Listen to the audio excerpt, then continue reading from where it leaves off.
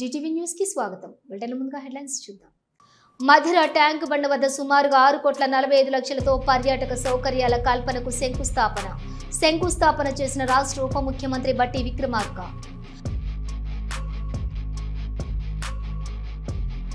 అనకాపల్లి అంగన్వాడీ కేంద్రాలకు index stove, cooker, కుళాయి, 2 గిన్నెలు అందజేసిన శాసనసభ్యులు కొనతాల.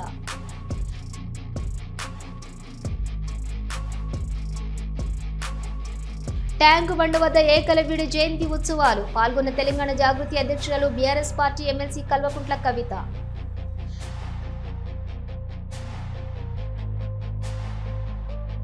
పిడుగురాళ్ల చికెన్, మటన్ షాపులపై తూనిగల కొలతల శాఖ అధికారులు తనిఖీలు, కాటాలలో తేడాలను గుర్తించిన అధికారులు.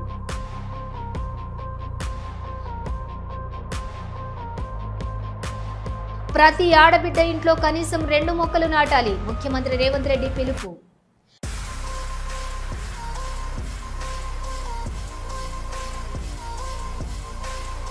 నెల్లూరు నగరంలో వీఆర్ మున్సిపల్ కార్పొరేషన్ హై స్కూల్ను ప్రారంభించిన మంత్రి లోకేష్.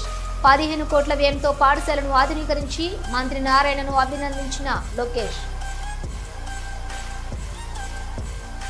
రాష్ట్ర ముఖ్యమంత్రి ఆర్థిక ఇంధనాల శాఖల మంత్రివర్యులు బట్టి విక్రమార్క మల్లు ఆదివారం మధిర మండల కేంద్రంలోని పర్యటించి మధిర ట్యాంక్ బండ వద్ద సుమారుగా 6,45,00,000తో చేపట్టిన పర్యాటక సౌకర్యాల కల్పన పనులకు శంకుస్థాపన చేశారు.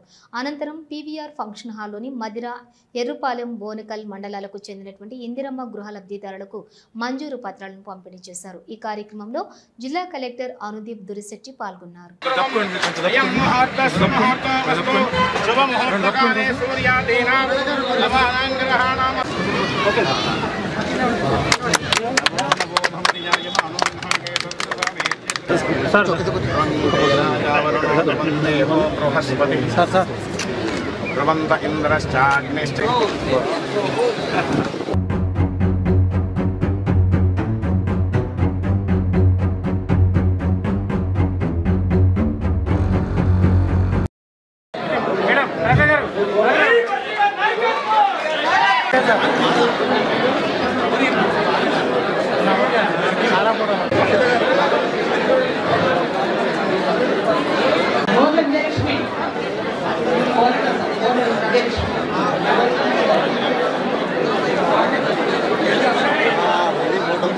అనకాపల్లి నియోజకవర్గం స్త్రీ శిశు సంక్షేమ శాఖ ఐసిడిఎస్ ప్రాజెక్టు అనకాపల్లి మండలం జీవీఎంసీ పరిధిలోని 165 కేంద్రాలలో మాజీ మంత్రివర్యులు అనకాపల్లి శాసనసభ్యులు కొనతాల రామకృష్ణ చేతుల మీదుగా ప్రతి అంగన్వాడీ కేంద్రానికి ఇండెక్స్ స్టవ్, కుక్కరు, కళాయి, 2 గిన్నెలు ఇవ్వటం జరిగింది. అనంతరం ఒక అంగన్వాడీ 6 ఆయా పోస్టులకు ఎన్నికైనటువంటి వారికి నియామక పత్రాలను ఇవ్వటం జరిగింది. ఈ సందర్భంగా శాసనసభ్యులు కొనతాల మాట్లాడుతూ అంగన్వాడీ కేంద్రాలలో పిల్లలకు నాణ్యమైన వసతులు కల్పించడానికి కృషి చేయాలని అన్నారు. ఈ యొక్క కార్యక్రమంలోని సిడిపిఓ పి ప్రభావతి పాల్గొన్నారు.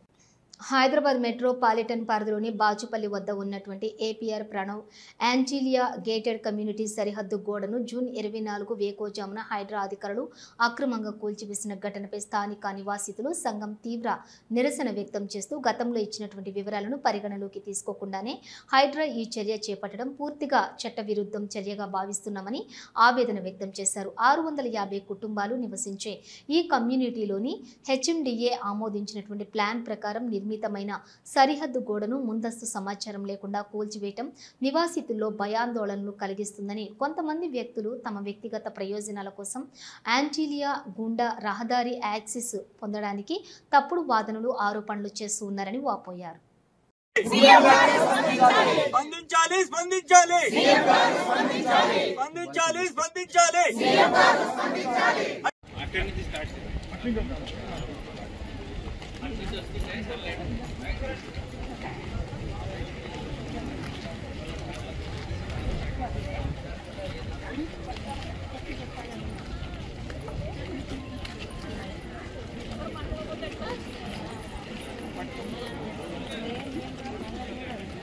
ట్యాంక్ బండ్ వద్ద ఏకలవ్యుడి జయంతి ఉత్సవాల్లో పాల్గొన్నారు. తెలంగాణ జాగృతి అధ్యక్షురాలు BRS party MLC Kalvakuntla Kavitha. ఏకలవ్యుడి చిత్రపటానికి నివాళులర్పించిన ఎమ్మెల్సీ కల్వకుంట్ల కవిత మాట్లాడుతూ ఏకలవ్యుడి భవనాన్ని త్వరగా పూర్తి చేయాలని కాంగ్రెస్ ప్రభుత్వాన్ని డిమాండ్ చేస్తున్నానని అన్నారు. కేసీఆర్ మొదలుపెట్టినటువంటి ఏకలవ్యుడి భవన నిర్మాణాన్ని పూర్తి చేయని దారుణ పరిస్థితుల్లో ఈ కాంగ్రెస్ ప్రభుత్వం ఉందని విమర్శించారు. కొనసాగిద్దాం ఏకలవుని ఆశయాలను కొనసాగిద్దాం ఏకలవుని ఆశయాలను ఏకలవ్య నాయకత్వం వర్ధిల్లాలి నాయకత్వం వర్ధిల్లాలి జై తెలంగాణ జై తెలంగాణ జై తెలంగాణ జై తెలంగాణ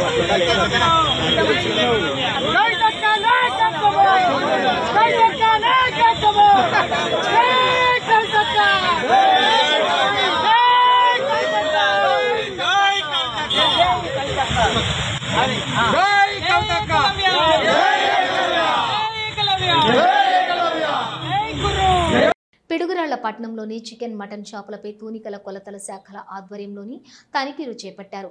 హైస్కూల్ కాంప్లెక్స్లోని మటన్ చికెన్ షాపుల కాటాలను అధికారులు పరిశీలించగా కాటాలలో వ్యత్యాసాలను గుర్తించారు. వినియోగదారులను మోసం చేస్తున్న మటన్ చికెన్ షాపుల వారిపై కఠినమైన చర్యలు తీసుకుంటామని తెలిపారు.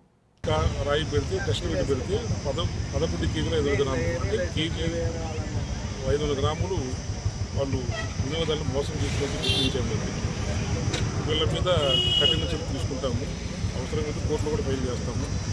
రెండోసారి జరగకుండా వినియోగదారులు కూడా తూకం అనేది తీసుకుంటూ ఉండాలి. అవసరం ఉన్న బట్టి రేట్ పెట్టి టెస్ట్ పెట్టి తీసుకుంటే అబ్జర్వేషన్ చూస్తూ ఉండాలి.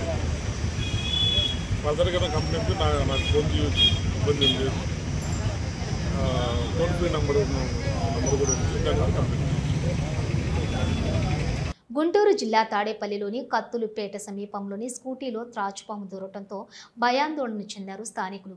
స్థానిక యువకుల సాయంతో స్కూటీలోంచి పాముని బయటకు తీశారు. దీంతో స్థానికులు ఊపిరి పీల్చుకున్నారు. జూబ్లీహిల్స్ పోలీస్ స్టేషన్ పరిధిలోని ఫీజు రియంబర్స్మెంట్ స్కాలర్షిప్ వెంటనే విడుదల చేయాలని డిమాండ్ చేస్తూ సీఎం రేవంత్ రెడ్డి ఇంటిని ముట్టడించడానికి ప్రయత్నించారు.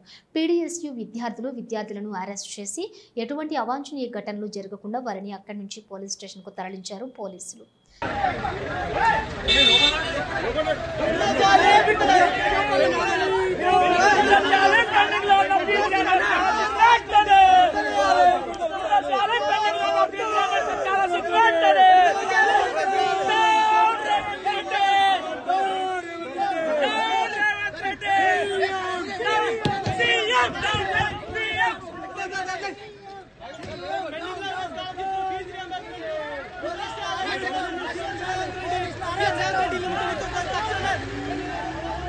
విధి నిర్వహణలో హైదరాబాద్ వెళ్తూ ఉండగా రోడ్డు ప్రమాదంలో మరణించిన ఆలుమూరి ఎస్ఐ అశోక్ కుటుంబాన్ని 2009కి చెందినటువంటి ఎస్ఐలు 26 లక్షల చెక్కును అందజేశారు.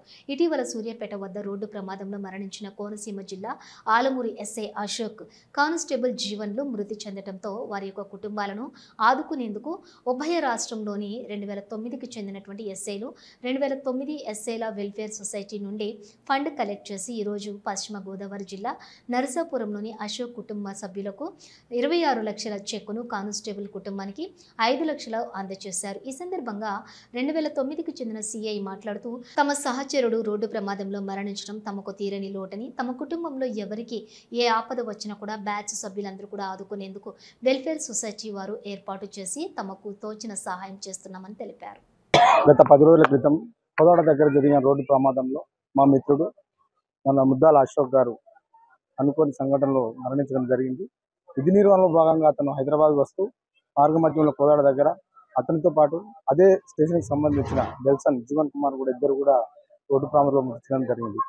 అయితే మా 2009 బ్యాచ్ తరపున గత 5 సంవత్సరాల నుంచి మా బ్యాచ్లో ఎవరికి కానీ ఎలాంటి ప్రాణ నష్టం జరిగినా, ఎలాంటి ఆపత్కాలంలో వాళ్ళకి ఎలాంటి ఇబ్బందులు ఎదురైనా వాళ్ళకు మేము ఉన్నామనే భరోసా కల్పించడానికి కానీ మా సొసైటీని ఒకటి 2009 బ్యాచ్ వెల్ఫేర్ సొసైటీ అని చెప్పేసి 2020 సంవత్సరంలో స్థాపించి ఏ కుటుంబంలో ఎలా జరిగినా కానీ వాళ్ళకి మేమంతా తోడుగా ఉంటున్నాము, భరోసా ఉంటామనే వాళ్ళకు నమ్మకం కలిగించిన ఉద్దేశంతోనే ఎవరికైనా సరే చనిపోయినప్పుడు మినిమం 25 లక్షల రూపాయలకు తక్కువ కాకుండా ఆ కుటుంబానికి ఆర్థిక చేయూతను అందిస్తూ, అదేవిధంగా భవిష్యత్తులో కూడా వాళ్ళ పిల్లలకు కానీ వాళ్ళ కుటుంబం కానీ వాళ్ళ తల్లిదండ్రులకు కానీ ఎలాంటి ఇబ్బంది వచ్చినా వాళ్ళకు మేము సహకరిస్తూ సహాయం చేస్తూ ముందుకు సాగాలనే ఉద్దేశంతోన ఈ సొసైటీని ఏర్పాటు చేయడం జరిగింది. శ్రీవారి దర్శనార్థం తిరుమల విచ్చేసినటువంటి తమిళనాడు రాష్ట్ర గవర్నర్ ఆర్ఎస్ రవి, మాజీ డీజీఆర్పీ ఠాగూర్, టీటీడీ అధికారులు స్వాగతం పలికి దర్శన ఏర్పాట్లు చేశారు. దర్శనానంతరం ఆలయంలోని రంగనాయకుల మండపంలోని వేద ఆశీర్వచనం అందించగా అధికారులు తీర్థ ప్రసాదాలను అందించారు.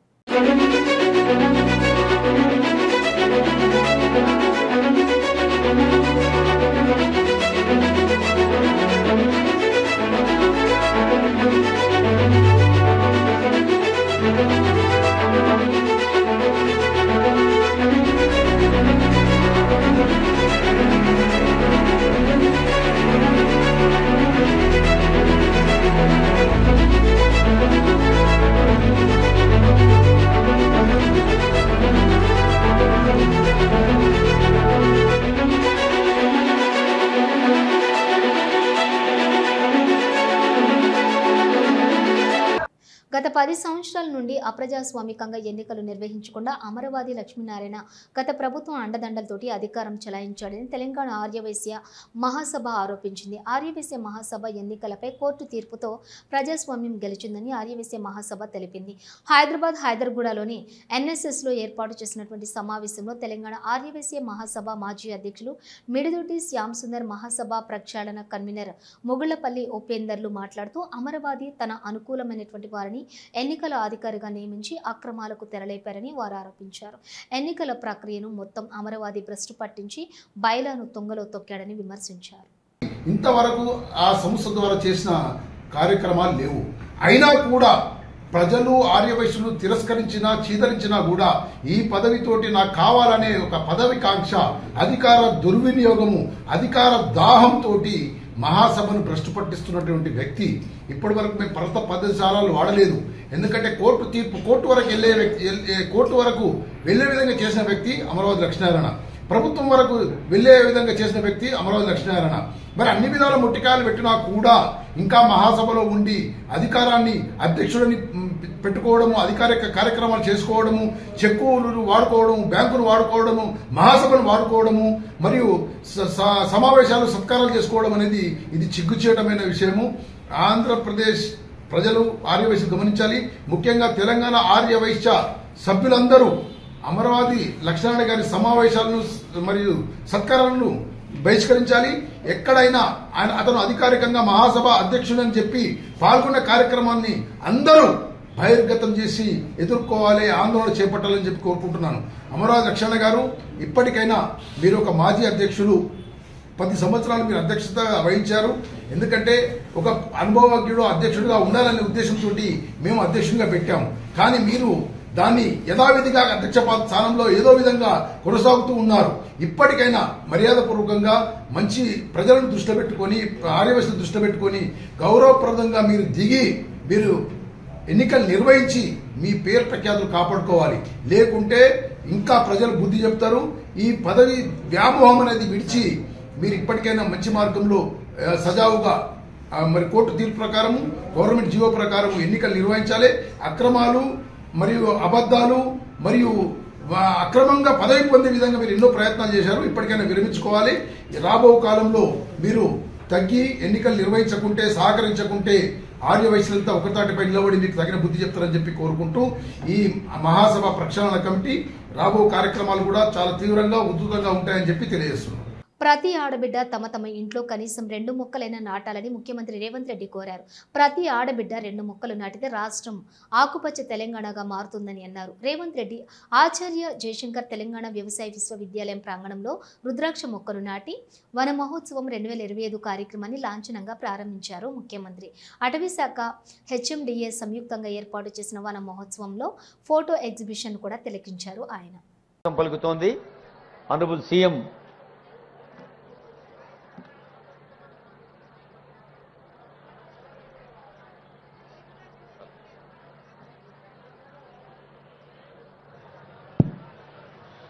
గౌరవనీయులైన ముఖ్యమంత్రి గారు, గౌరవనీయులైన అటవీ శాఖ అమాత్యులు, గౌరవనీయులైన విప్ మహేందర్ రెడ్డి గారు, అందరికీ స్థానిక శాసనసభ్యులు ప్రకాష్ గౌడ్ గారు స్వాగతం పలుకుతూ ఉన్నారు.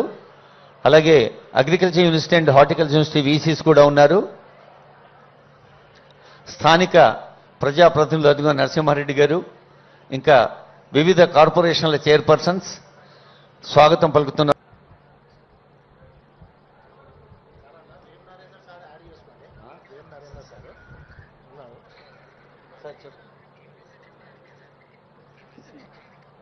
Honourable chief advisor to CM Shri Vem Narender Reddy గారు అతిథుల్లో ఒకరిగా ఉన్నారు. అదిగో ముఖ్యమంత్రి మొక్క నాటుతున్న దృశ్యాన్ని చూస్తూ ఉన్నాం. మనం ఇక్కడ చప్పట్లు కొడితే సార్కి వినిపిస్తుంది గట్టిగా.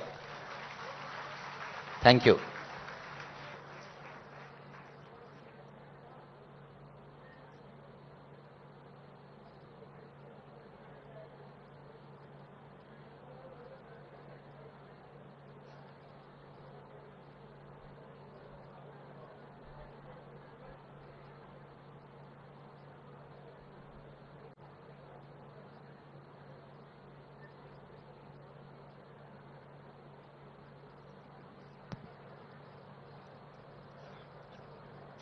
సాధారణంగా ఆకాశం మీద ఉంటుంది హరివిల్లు, కానీ నేలనే హరివిల్లుగా మార్చేవి చెట్లు, మొక్కలు, పూలు, పళ్ళు.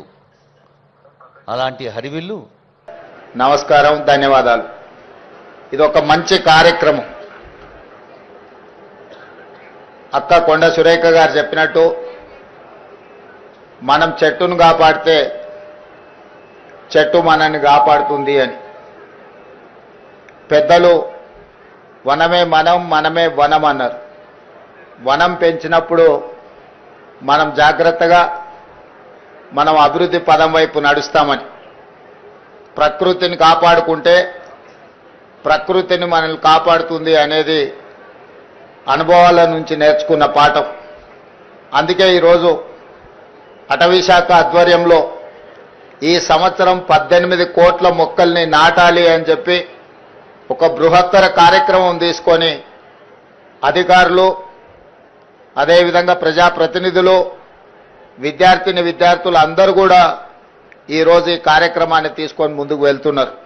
నెల్లూరు నగరంలోని విఆర్ వెంకటగిరి రాజావారి మున్సిపల్ కార్పొరేట్ హై స్కూల్ను పురపాలక శాఖ మంత్రి నారాయణతో కలిసి లాంఛనంగా ప్రారంభించారు మంత్రి నారా లోకేష్. ఎంతో మంది ప్రముఖులు చదువుకున్నటువంటి విఆర్ హై స్కూల్లో గత ప్రభుత్వం పాలనలోని నిర్లక్ష్యానికి గురై మూతపడిందని, అయితే ఈ పాఠశాలలోనే చదువుకున్న మంత్రి నారాయణ చొరవ తీసుకుని 15 కోట్ల వ్యయంతో పాఠశాలను ఆధునీకరించారని తెలిపారు నారా లోకేష్.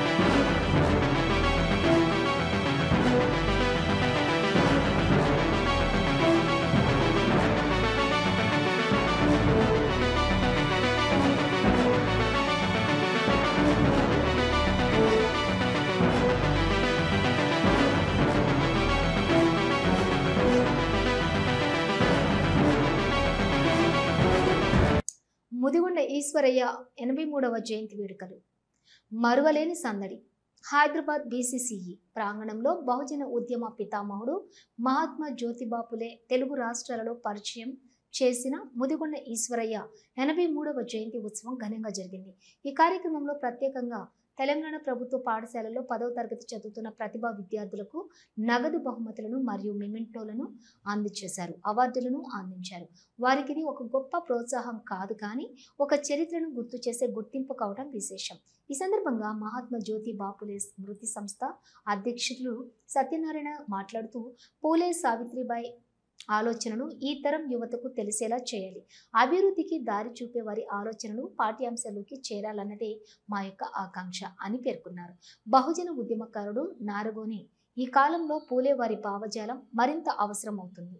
ముదిగొండ ఈశ్వరయ్య ఆలోచనలను ప్రతి ఇంటికి తీసుకెళ్లాలని కృషి చేశారు.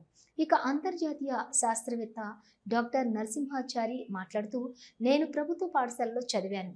నేనే కనుగొన్న గ్లోబల్ 369 ఇన్స్ట్రుమెంట్ ఇప్పుడు ప్రపంచవ్యాప్తంగా లక్షల మందికి ఉపయోగపడే పరికరం అయ్యే అవకాశం ఉంది అని గర్వంగా వెల్లడించారు.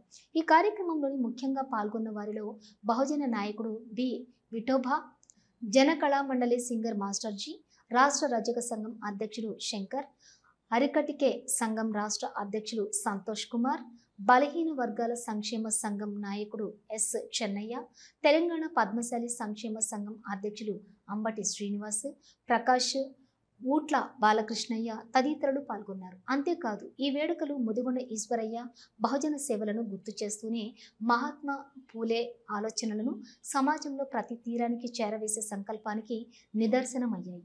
ఈ వార్తను మీ ప్రతిష్టాత్మక పత్రికలు, ఛానళ్లు ప్రచురిస్తే బహుజన ఉద్యమ చరిత్రలో మరో పుట వెలుగులోకి వస్తుంది, యువతకు ప్రేరణగా నిలుస్తుంది. ధన్యవాదాలతో సతీష్, ముదిగొండ ప్రధాన కార్యదర్శి, మహాత్మా జ్యోతి బాపులే స్మృతి సమితి. ఆఫీస్కి వెళ్ళాం కదా, ఒక 2 నిమిషాలు అంటే ఎందుకు కూర్చోవాలి అంటే పని ఉంది. అరే పని ఉంటే మనం నిర్ణయం పంపించాము చూసాం.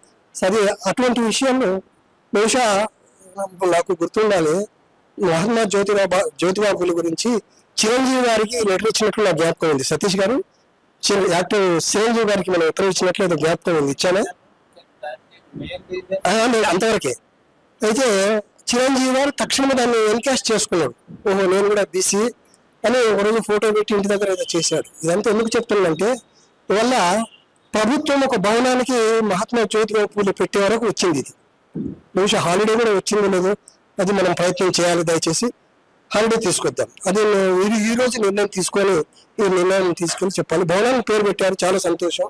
కానీ బాబాసాహెబ్ అంబేద్కర్ ఎట్లయితే జన్మదినానికి హాలిడే ఇస్తున్నారు, ఇది కూడా చేయించాలనేది మనకు పట్టుబట్టితే అదొక మన ఆశయం. అయినా ఏదో మనం ఏదో బతిలాడడం కాదు, ఒక ఆశయం. ఇంత కష్టపడుతాం చెప్తున్నారు, విద్యా బోధన చేస్తున్నాం, అది చేస్తాం, అనేక విషయాలు చెప్పారు. ఎట్లా ఇవాళ ఒక తండ్రి ఆశయాలను ఒక కొడుకు తీసుకొని వెళ్తున్నా అంటే వారికి కూడా నిజంగానే మనం ధన్యవాదాలు చెప్పాలి.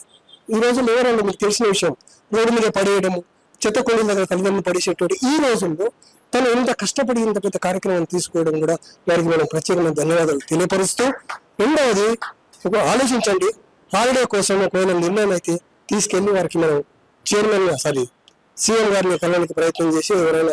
మాది గుడిసె అండి, నవీపేటలో ఒక గుడిసెలో ఉన్నటువంటి వ్యక్తి నేను. మేము గోల్డ్ స్మిత్, బ్లాక్ స్మిత్ బొగ్గుల కోసం సైకిల్ మీద వెళ్ళేవాడిని. నాకు ₹1 చారణ ₹2 వచ్చేది 93, 94, 95లో. దాన్ని నేను ప్రయోగాలకు ఉపయోగించుకునేవాడిని ఆ డబ్బుల్ని.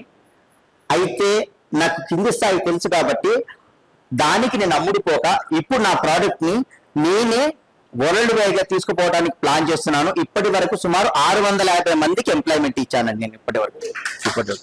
అంటే ఇది ఎందుకంటే మన ఫార్ములాని వేరే దేశాలకు అమ్మితే ఇక 9 లక్షలకు ఎవరు కొంటారండి? డబ్బులున్న వాడికి కొంటాడు, ఏదో బంజారాల్స్ అది. నేను అది కాకుండా నేను ఒక కండిషన్ పెట్టాను శాంసంగ్ వాళ్ళకి, మీరు ఒకవేళ దీన్ని అమ్మితే మహా అంటే నాకు ₹1,00,000 లోపే అమ్మండి, ఇండియాలో అయినా ఎక్కడైనా ప్రపంచవ్యాప్తంగా. వేరే దేశాల్లో వీజా అమ్ముకోండి, కానీ ఇండియాలో మట్టికి ₹1,00,000 అమ్ము అంటే వాళ్ళు అమ్మన్నారు. వాళ్ళు ఏమన్నారంటే యూనిఫామ్ అంటే ప్రపంచంలో ఎక్కడ అమ్మినా అది అంతే రేటు ఉండాలనేసరికి నేను దాన్ని నిరాకరించానండి. అంటే ఈ రోజులో 10,000 కోట్లకు ఇదే వాళ్ళు. ఈ 18,000 కోట్లు ఎందుకు చెప్తున్నా అమ్మ ఇక్కడ గవర్నమెంట్ స్కూల్ పిల్లలు ఉన్నారు. నాకు సతీష్ గారు చెప్పేసరికి గవర్నమెంట్ పిల్లలు అనేసరికి నేను వచ్చేసానమ్మా. ఎందుకంటే నేను గవర్నమెంట్ లో చదివిన ఈ విత్తనం ఈ రోజు ప్రపంచానికే ఒక పెద్ద అయింది. ఎందుకంటే నాది 2040 వరకు నాకు పేటెంట్ రైట్స్, నా యొక్క రైట్స్ ఉన్నాయి. త్వరలో దీన్ని నరేంద్ర మోడీ గారి దృష్టి కూడా వెళ్ళడం జరిగింది. మన్ కీ బాత్ లో కూడా